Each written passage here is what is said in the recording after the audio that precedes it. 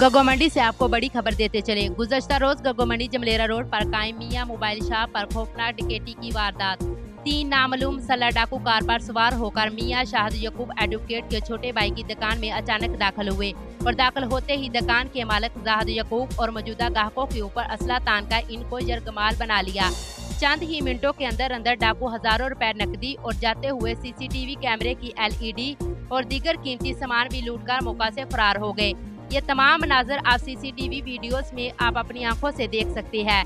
यहाँ साफ नजर आ रहा है कि किस तरह शहर के बीचों बीच डाकू खुले आम वारदात करके निकल गए और कानून खामोश तमाशाई बना रहा।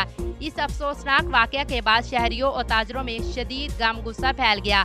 इनका कहना है कि अगर डाकू इसी तरह दिन दनाते फिरते रहे तो गगो मंडी का अमन सुकून मुकम्मल तौर पर तबाह हो जाएगा। मुअज़्ज़िज़ीन शहर ने आला हकाम, डीपीओ विहाड़ी, डीएसपी बुरेवाला और एसएचओ गगो मंडी से मुतालबा किया है कि फौरी तौर पर मुल्ज़िमान को गिरफ्तार करके कैफे करदार तक पहुंचाया जाए ताकि आवाम के जानो माल का तहफ़्फ़ुज़ यकीनी बनाया जा सके। सामीन से हमारा सवाल ये है, क्या हमारे शहर में कानून का खौफ खत्म हो चुका है? क्या कारोबारी हजरात और शहरी अब अपनी दुकानों और ज़िंदगी को भी गैर महफूज समझे? हमारी नज़र पुलिस की कारकर्दगी पर है। देखना ये है कि आए वो इन संगीन वारदातों के ज़िम्मेदार डाकुओं को गिरफ्तार कर पाती है या नहीं।